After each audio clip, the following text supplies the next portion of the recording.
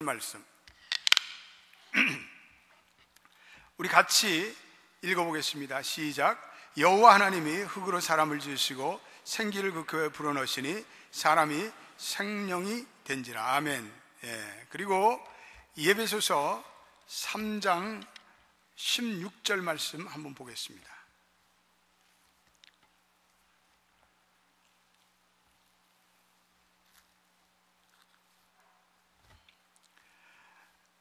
3장 16절 우리 같이 읽어보겠습니다. 시작. 그 영광의 풍성을 따라 그의 성령으로 말미암아 너희 속사람을 능력으로 강건하게 하옵시며. 아멘. 인간이라는 어떠한 존재인가라는 과제를 놓고 인간에 대한 과학적인 측정을 여러 과학자들이 시도하고 있습니다. 그래서 한 해부학자가 화학 성분, 인간이 어떠한 화학적인 성분으로 이루어졌는가를 우리 인체를 분석해 봤습니다. 그 결과는 놀랍기만 합니다. 보통 사람의 신체는 2.25kg의 칼슘, 500g의 인산염, 252g의 칼륨, 186g의 나트륨, 28g의 마그네슘, 28g 이하의 철로 인간의 몸은 이루어졌다고 합니다. 인간의 몸의 70%는 이거는 물로 이루어졌습니다. 그래서 이 모든 것을 다 환산하면 식당에서 밥 한 끼 사 먹기 어려운 금액이 나옵니다. 그것이 인간의 이 모든 화학 성분으로 이루어진 대가의 전부입니다. 또 어떤 과학자는 이런 과학적인 결과를 도출했습니다. 인간은 아무것도 아니다. 비누 일갑장을 만들 수 있을 정도의 지방과 중간 크기 모단을 만들 수 있는 철, 찻잔 7잔을 채울 수 있는 당분, 닭장 하나를 칠할 수 있는 석회, 성냥 2270개를 만들 수 있는, 약간의 소금을 막을 수 있는 마그네슘, 개 한 마리에 숨어있는 벼룩을 잡을 수 있는 유황, 이것이 인간의 전부이다.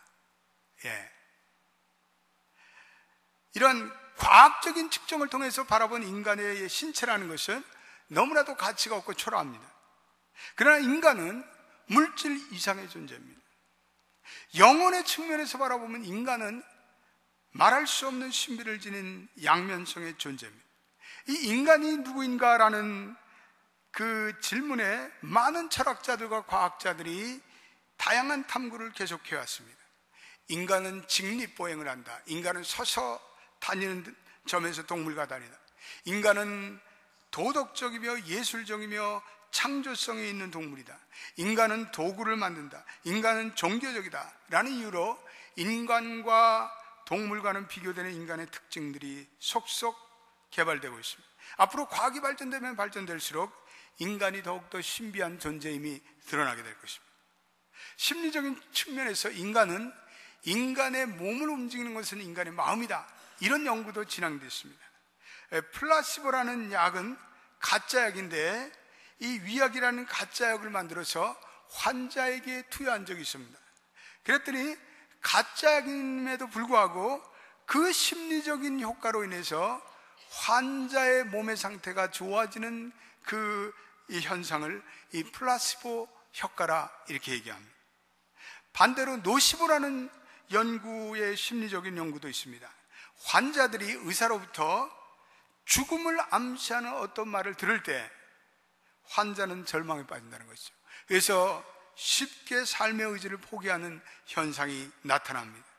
아무런 의학적인 이유가 없는 상황에서 부정적인 감정이 유발되었을 때 환자에게 그것이 치명적인 해를 입힌다고 하는 것입니다. 그래서 이런 모든 연구들의 주된 결론은 사람의 마음이 사람의 몸을 움직인다, 이런 연구의 결론입니다. 제2차 세계대전 당시에 3년 동안을 아우슈비츠라는 독일의 악명 높은 나치 수용소 생활을 한 빅터 프랭클이라는 그러한 유태인 생존자가 있습니다. 그는 아주 뛰어난 정신 분석학자였는데 그는 단지 유태인이라는 이유로 제2차 세계대전에 수용소에 갇히게 됩니다. 그리고 그 수용소에서 자기 형제, 그리고 부모, 그리고 아내가 수용소에서 죽어가거나 가스실에서 처형당하는 비극을 맞이합니다. 그는 순간순간 죽음의 기로에 서는 엄청난 두려움을 경험합니다.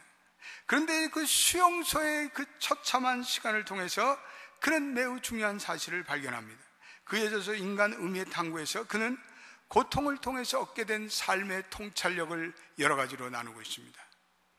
그가 수용소에 수감되면서 평생토록 집필한 그의 연구의 모든 원고를 모조리 압수당합니다.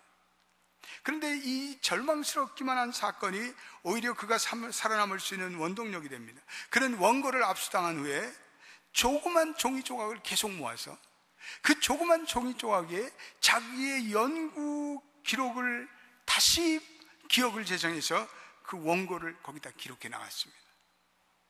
그리고 그 소중한 일을 다시 해보고 싶다는 그의 간절한 열망이 그로 하여금 수용소에서 살아남게 도와주었습니다. 프랭클은 이 수용소에 있으면서 강단에서 자기가 풀려나가서 제자들 가리키는 그 모습을 늘 상상을 했습니다.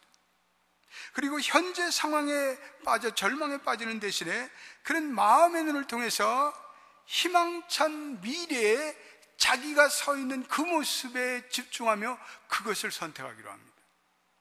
그래서 그는 그 과정을 통해서 희망이 인생에 있어서 가장 중요하다는 사실을 그는 깊이 인식하게 됩니다. 아직 이룰 것이 남아있고 미래에 자신이 존재할 이유가 있다고 믿는 사람에게 놀라운 인내력이 있다, 그러한 인내력이 잠재하고 있다는 그러한 진리를 그는 깨우쳐 주었습니다. 그렇습니다. 인간은 단지 육체로만 생존하는 것이 아니라 마음이라는 이 엄청난 잠재력을 가진 존재입니다. 스티브 콥이라는 사람이 성공하는 사람의 여덟 번째라는 습관을 쓰면서, 책을 쓰면서 인간에게는 영적 기능이라는 중요한 개념이 있다고 가르치고 있습니다. 인간이 4가지 요소로 구성됐다고 얘기하고 있습니다. 첫째로는 신체 기능이 있다고, 두 번째는 지적인 지능이 있다고 얘기합니다. 세 번째는 감성의 지능이 있다고 얘기합니다.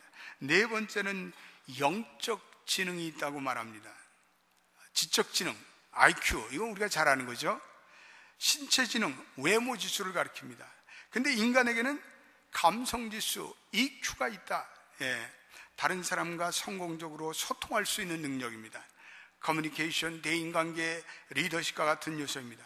그런데 이 사람이 한 걸음 더 나가서 인간에게는 영적 지능이 있다라는 또 하나의 개념을 추가합니다. 스티브 코비는 영적 지능이 가장 기본적이고 핵심적인 지능으로 다른 세계의 지능을 안내하는 안내자의 역할을 한다고 말씀하고 있습니다. 이 영적 지능은 무한한 세계와 연결되는 세계며 전능하신 하나님과 연결되는 세계며 삶의 의미를 추구하는 가장 본질적으로도 중요한 기능이다, 그런 말하고 있습니다. 이 영적인 지능은 일종의 도덕적인 기능이며 윤리적인 기능이라고 할 수가 있습니다. 앞서 3가지 기능이 갖춰졌지만 세상을 좋은 방향으로 발전시킬 수도 있고 나쁜 방향으로도 변화시킬 수 있는 차이는 바로 이 영적인 기능에 달려 있습니다. 예를 들어서 히틀러는 모든 지능이 다 뛰어났지만 이 영적인 지능이 발달이 안 됐습니다. 그래서 결국은 히틀러는 이 세상에 말할 수 없는 피해를 끼치고 자기도 훗날에 자살로 비참한 죽음을 마감을 합니다. 성경 창세기 읽어보면 인간은 창조시부터 바른 피조물과 뭔가 다른 존재로 창조되었다는 것을 보여주고 있습니다. 창세기 1장에 하나님께서 세상의 모든 것을 창조하신 후에 그리고 마지막으로 인간을 창조하셨으며, 인간이 창조에 있어서 특별한 이유는 인간은 하나님의 형상을 따라 지으심을 받았기 때문이라고 말하고 있습니다. 오늘 우리가 읽은 말씀이 바로 그러한 말씀입니다. 창세기 1장 27절 한번 보겠습니다. 거기에 이렇게 되어 있습니다. 같이 한번 읽어보겠습니다. 시작. 하나님이 자기 형상, 곧 하나님의 형상대로 사람을 창조하시되 남자와 여자를 창조하시고, 하나님께서 자기의 형상을 따라서 하나님의 형상대로 인간을 창조하셨다, 이렇게 말씀하고 있습니다. 하나님이 주신 피조물 중에 인간만이 하나님의 형상을 따라 지으심을 받았습니다. 인간은 하나님과 닮은 꼴입니다. 인간은 하나님을 대변합니다. 그래서 우리가 하나님에 대해서 알면 알수록 우리는 인간의 본질에 대해서 알 수가 있습니다. 하나님의 이 형상, 이것이 뭘까? 세 가지로 우리가 생각해 볼 수 있는데, 첫째로 인간은 영적인 면에 있어서 하나님의 형상을 닮아 지으심을 받았습니다. 인간은 육체적인 몸뿐 아니라 비물질적인 영적인 영역을 가지고 있습니다. 그래서 인간은 이 영적인 영역에 있어서 사고하며 살아갑니다. 동물, 이웃을 위해서, 친구를 위해서 기도하지 못합니다. 그들은 하나님을 찬양하고 예배하지 못합니다. 그러나 인간은 이 영적인 동물로 하나님을 예배하고 하나님을 찬양하고 하나님을 섬기며 하나님을 교제하끔 창조되어 있습니다. 그래서 오늘 우리가 읽은 창세기 2장 7절 말씀은 매우 중요한 말씀입니다. 우리 한 번 더 이 말씀을 읽어보겠습니다. 시작. 여호와 하나님이 흙으로 사람을 지으시고 생기를 그 코에 불어넣으시니 사람이 생명이 된지라. 하나님이 땅의 흙으로 인간을 지으시고 인간의 겉껍데기는 흙으로 되어 있습니다. 그런데 인간의 본질적인 그 영혼은 하나님의 생기가 인간에 들어가므로 인간은 살아있는 존재가 되었다고 말씀하고 있습니다. 인간의 영혼은 하늘의 생기로부터 기원이 되었습니다. 인간의 영혼은 하나님께로부터 왔습니다. 여기서 이 하나님이 생기를 그 코에 부었다. 이 생기라는 것은 히브리 말로 루학이라는 말을 쓰고 있습니다. 이거는요, 영이라는 거예요. 인간이 하나님의 영이 인간의 몸에 들어가며 인간은 진정한 하나님의 생명, 살아있는 존재가 되었다는 것입니다. 그래서 우리 인간은 이 육체로 따지면 인간은 아무런 별 볼 일이 없습니다. 이거 우리 죽으면 이 우리의 모습 이거 보기 싫은 송장에 불과합니다. 인간은 죽으면 흙으로 돌아갑니다. 그런데 그럼에도 불구하고 인간에게는 이 하나님의 영이 들어가므로 하나님께서 그 코에 생기를 불어넣으므로 인간에게는 하나님과 교제하는 독특한 부분이 인간에게는 담겨져 있다는 거예요. 그러므로 인간은 하나님과 예배하고 하나님을 찬양하고 하나님을 경배하지 않으면 안 될 영적인 갈망을 인간은 안고 있다는 거예요. 인간에게는 이 영적인 갈망이 인간의 깊은 내면에는 내재해 있습니다. 그래서 인간에게 종교성이 있다는 것은 인간이 본능적으로 하나님께서 인간의 모든 내면에 하나님의 영을 집어넣기 때문에 인간은 무언가 절대자를 경배하고 예배하고 찬양하지 않으면 안 되게끔 하나님으로부터 지음을 받았다는 거예요. 우리 인간에게는 영적인 갈망이 있습니다. 근데 이 영적인 갈망이 채워지지 않는다면 인간은 고장이 나게 되어 있습니다. 두 번째, 인간은 정신적인 구조를 가지고 있습니다. 동물과 달리 철학적인 사고를 합니다. 논리적으로 생각하는 능력이 있습니다. 인간은 뭔가 복잡다단한 언어를 사용합니다. 인간의 이러한 정신 구조는 하나님의 형상, 하나님의 형상이 무언가 인텔렉처한 지성적인 면이 하나님께 있다는 것을 반영하고 있습니다. 세 번째, 인간은 육체적인 면에서도 하나님을 닮아 있습니다. 물론 하나님은 영이십니다. 하나님은 육체로 존재하는 것은 아닙니다. 그러나 인간의 육체가 하나님의 육체적인 면을 반영합니다. 가령 우리의 육신은 눈을 통해서 상대방을 바라보고 사물을 바라보는데 하나님도 인간을 보시고 세상 만물을 바라보시는 눈과 같은 특징을 가지고 계신다는 것입니다. 하나님은 우리의 기도에 귀를 기울이시는 귀와 같은 능력을 가지고 계십니다. 그래서 우리 인간이 이 하나님의 형상대로 우리 인간은 닮은 것을 반영하고 있습니다. 인간은 하나님을 닮은 몸과 영과 혼의 연합체로 만들어졌습니다. 그래서 인간이 하나님을 닮았을 뿐 아니라 인간은 하나님을 대변하는 최고의 걸작물입니다.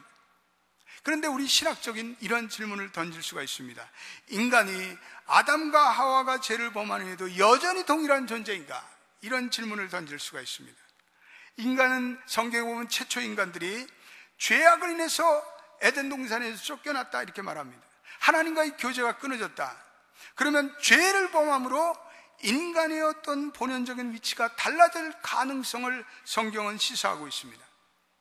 그런데 우리가 성경을 계속 읽어보면 신약에 이르러서까지 우리가 연구해보면 인간의 타락 이후에도 여전히 하나님의 형상은 존재하고 있음을 증거하고 있습니다. 물론 창조시만큼 이 하나님의 형상이 온전하거나 완전하게 갖춰지지는 않았습니다. 그러나 타락 이후에도 인간은 여전히 하나님의 형상을 입고 있고 하나님의 형상을 소유하면은 변함이 없습니다. 그래서 우리가 이 하나님의 형상을 입었다는 이 사실을 부인한다면 인간은 매우 절망적입니다. 스스로의 생명의 존엄성을 부인하고 되는 것이 맙니다. 최근에 한국에 유행처럼 번지는 자살, 한국에 이번에 나가서 통계를 봤는데 한국이 2009년에 약 3만 2천 명이 자살했습니다. 참 놀라운 숫자입니다. 인구 10만 명당 자살률이 세계 OECD 선진국 중에 넘버원입니다. 근데 이 자살 행위는 인간에게 내재해 있는 하나님의 형상을 스스로 포기하고 이 하나님의 형상에 자해하며 이 하나님의 형상을 정면으로 부인하는 이건 잘못된 것입니다.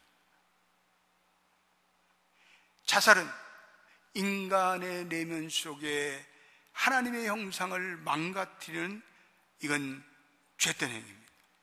그래서 인간은 하나님의 형상을 가진 소중한 존재라는 사실을 우리는 기억하며 우리는 결코 자살해서는 안 됩니다. 어떠한 일이 있어도 내가 자살하고자 하는 마음을 가지는 그것도 이거는 내게 있는 이 하나님의 형상을 내가 이건 훼손시키는 그러한 시도로 이건 금지해야 할 일입니다.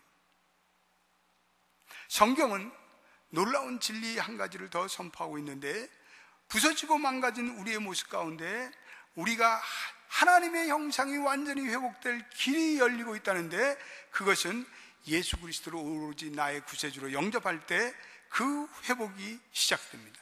우리 그리스도 안에서 우리에게 나타나는 이 구원 사건이 이 땅에서 우리가 점점 완전한 하나님의 형상으로 회복될 수 있다는 놀라운 의미를 안고 있습니다. 골로새서 3장 10절 말씀에 이렇게 얘기하고 있습니다. 한번 우리 골로새 3장 10절 한번 읽어보겠습니다. 시작. 새 사람을 입었으니 이는 자기를 창조하신 자의 형상을 쫓아 지식에까지 새롭게 하심을 받는 자니라. 새 사람을 입었으니 하나님의 구원이 우리에게 시작되었을 때 우리에게 내재된 하나님의 형상을 쫓아 우리의 지식까지 새롭게 하심을 입은 새 사람을 입은 존재라는 것을 성경은 우리에게 가르치고 있습니다. 인간이 이 육과 영의 연합체라는 것은 중요한 진리입니다. 가장 중요한 것은 이 두 가지가 균형을 이루어야 합니다. 우리 육체가 나이가 들어가면서 우리의 육체는 쇠퇴합니다. 그래서 고린도후서 4장 16절 그러므로 우리가 낙심하지 않으니 겉사람은 후패하나 우리의 속은 날로 새롭도다. 여러분 생물학적으로 보면 우리 인간은 25살을 정점으로 해서 우리 인간의 겉모습은 서서히 쇠퇴합니다. 새롭게 생성되는 세포수와 죽어가는 세포수가 역전이 됩니다. 죽어가는 세포수가 더 많아집니다. 나이가 들수록 뼈는 칼슘을 읽어가며 연약해집니다.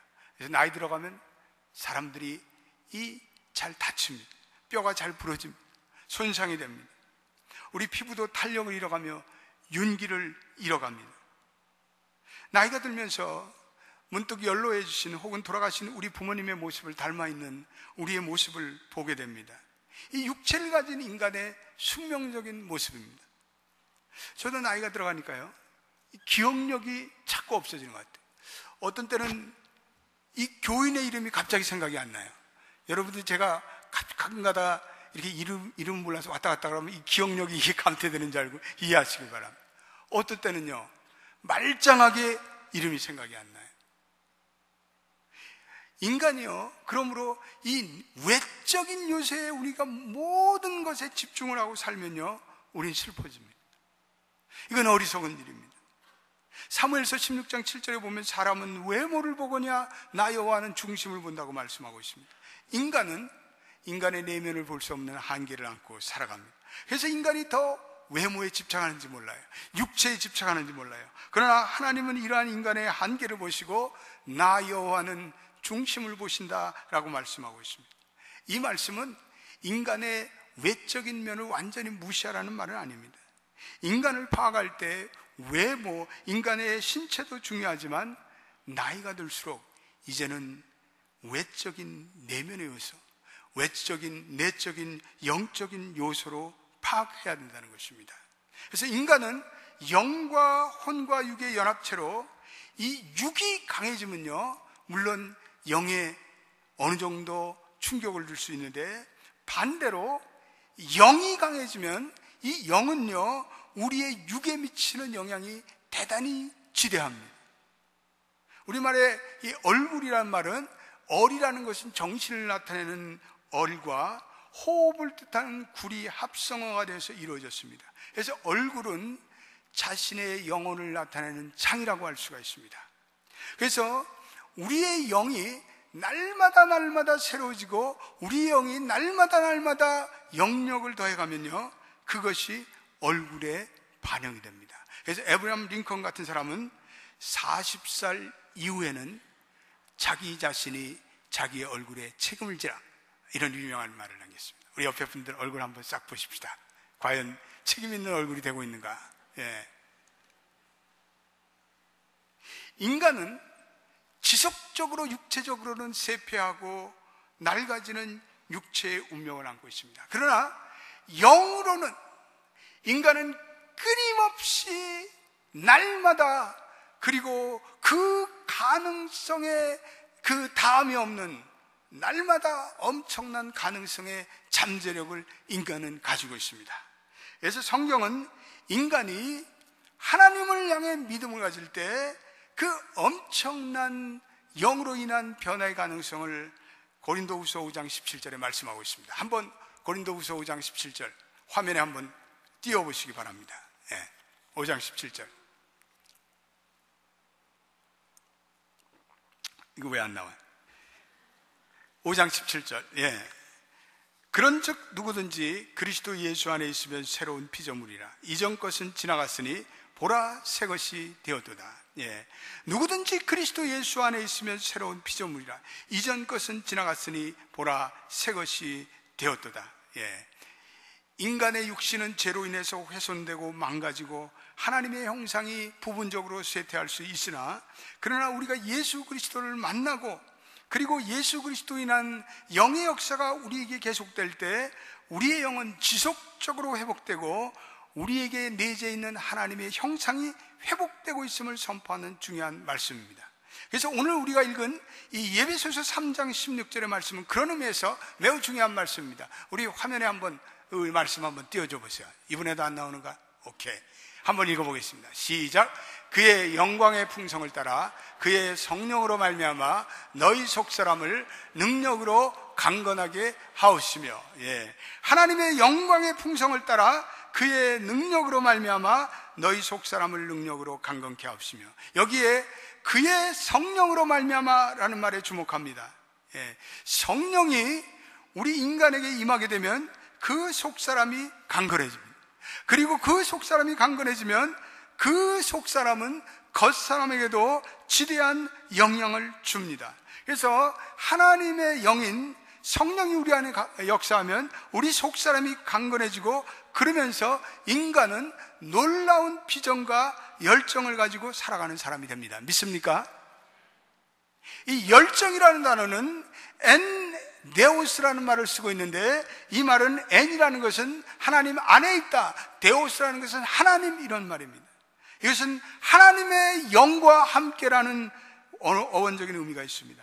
그러니까 성령이 우리에게 임하시면, 하나님의 영이 임하실 때 그에게 놀라운 열정이 분출되며 그가 감히 이전에는 이룰 수 없었던 그 놀라운 일을 이루는 위대한 능력이 그에게 주어진다, 이 말씀입니다.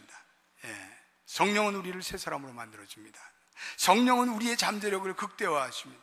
크리스토퍼 카이저라는 교수가 있는데, 그분은 인간에게 성령이 임해서 인간이 계속해서 자기에게 주어지는 영적인 세계를 개발하고 영적인 세계를 날마다 새롭게 하면 인간의 중요한 4가지 영역이 엄청난 가능성으로 확산된다고 말씀하고 있습니다.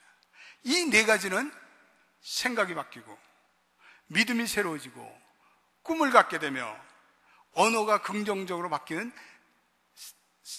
4차원의 4차원의 총체적인 변화가 일어난다고 말합니다. 따라서 해보세요. 생각이 바뀌고 믿음이 새로워지고 비전과 꿈을 갖게 되고 언어가 긍정적으로 바뀐다.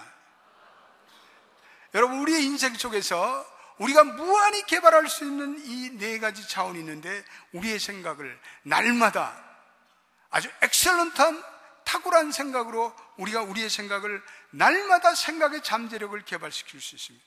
우리의 믿음을 날마다 개발시켜서 우리의 믿음이 이 하늘을 치솟는 하늘의 능력을 받을 수 있는 믿음으로 변화됩니다. 우리가 꿈과 비전을 가지고 나이가 들어도 우리의 삶에 하나님이 주시는 꿈과 비전을 가지고 살게 됩니다.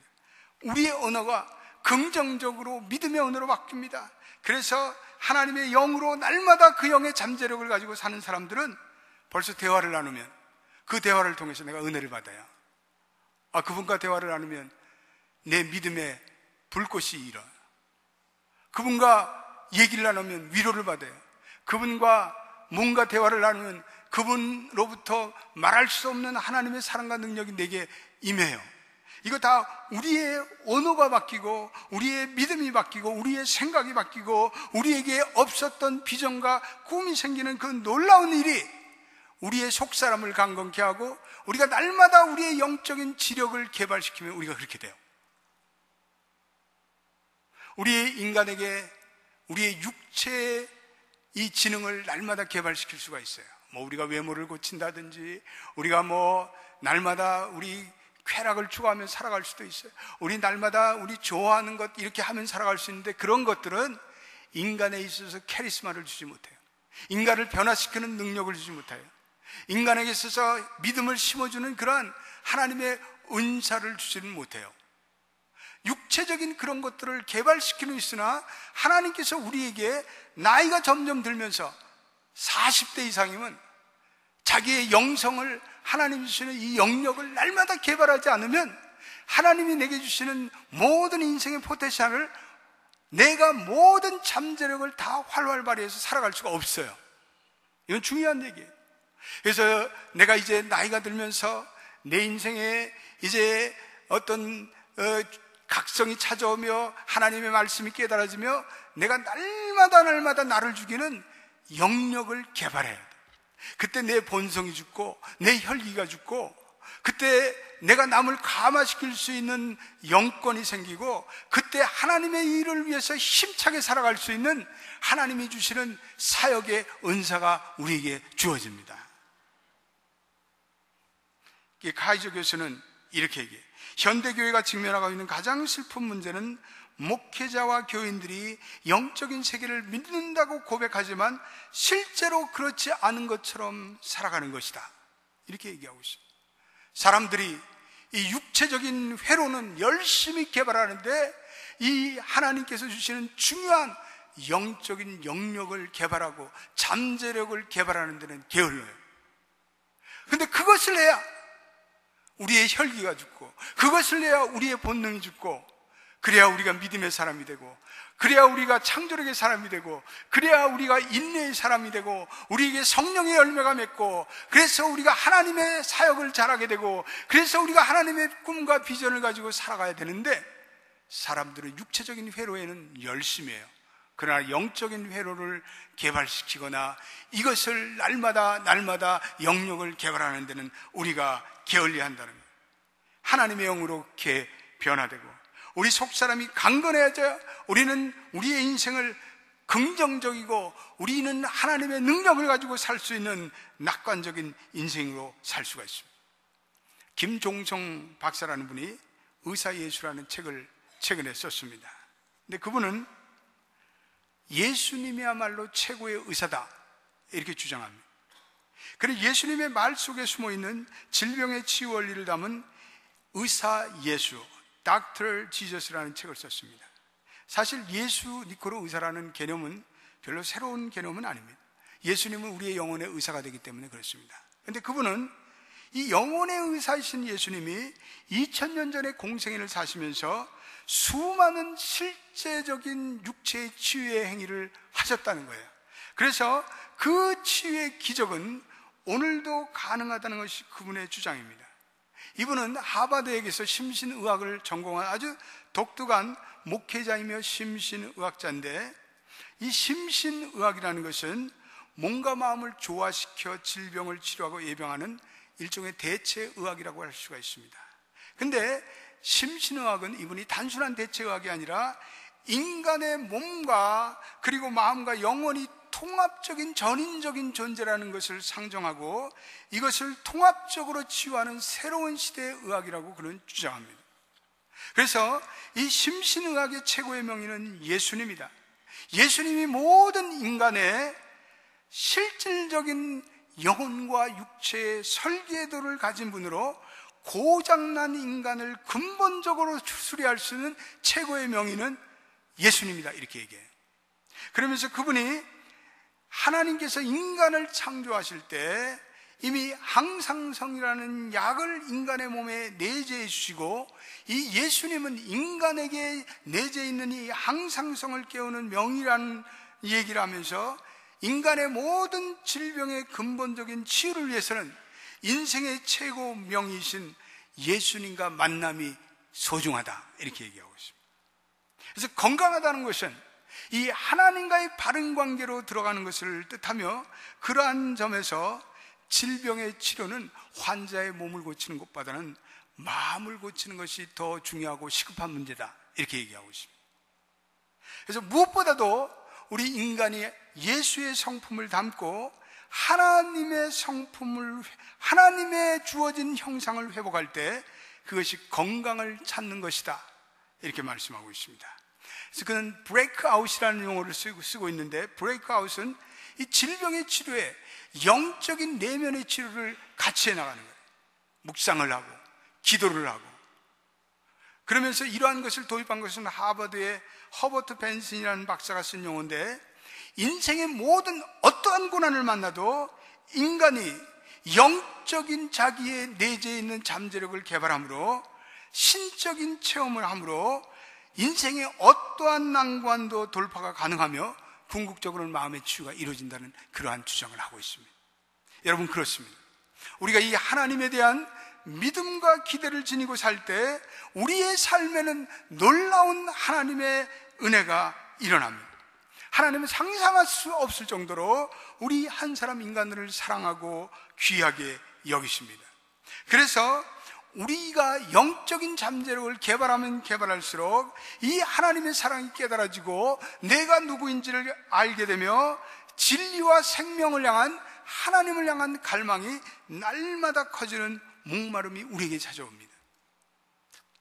사도 바울이 로마서 8장 32절에 이러한 말로 우리에게 도전하고 있습니다. 한 번 더 읽어보겠습니다. 시작. 자기 아들을 아끼지 아니하시고 우리 모든 사람을 위하여 내어주시니가 어찌 그 아들과 함께 모든 것을 우리에게 은사로 주지 아니하시겠느냐. 그렇습니다. 하나님의 아들을 우리에게 주신 분, 그의 모든 것을 내어주신 분이 그 아들과 함께 우리가 날마다 하나님을 알아가는 영적인 영역을 개발할 때 모든 것을 은사로 주시지 않겠느냐. 우리의 삶 속에서 성령의 열매를 맺게 하시고 우리의 삶 속에서 하나님을 일을 잘할 수 있도록 은사를 주시며 우리의 삶 속에서 어떠한 역경도 이길 수 있는 역경의 극복의 은사도 주시고 믿음의 은사도 주시고 우리에게 창조력의 은사도 주시고 비전과 꿈의 은사도 주시는 하나님의 이 놀라운 은혜와 사랑을 늘 기대하며 살아가라고 사도 바울은 우리에게 권면하고 있습니다. 영성, 우리의 영혼과 관련되어 있습니다. 영이신 하나님과의 관계가 중요합니다. 영성은 우리가 이 하나님과의 지속적인 만남을 통해서 개발됩니다. 우리의 영성을 끊임없이 개발해 간다면 우리의 영성이 깊어지며, 이 영성이 깊어질 때 우리의 내면의 영혼은 하나님의 깊은 세계로 들어가게 되며, 그로 인해서 하나님의 능력에 접속되게 됩니다. 그로 인해 우리의 영과 육에 근원적인 하나님의 은혜가 흘러가게 됩니다. 이 가을에도 우리 사랑하는 성도들이 영적인 회로를 열어놓읍시다. 그리고 영성훈련을 통해서 우리 기도와 말씀과 묵상과 공동체의 교제를 통해서, 그리고 말씀 공부를 통해서 하나님께서 우리에게 주신 이 영적인 잠재력을 날마다 개발시키며 우리의 속사람이 강건하여 이 시대의 모든 악한 영을 이겨내며 믿음으로 승리하시는 여러분 되시기를 주의 이름으로 축복합니다. 기도하겠습니다. 하나님,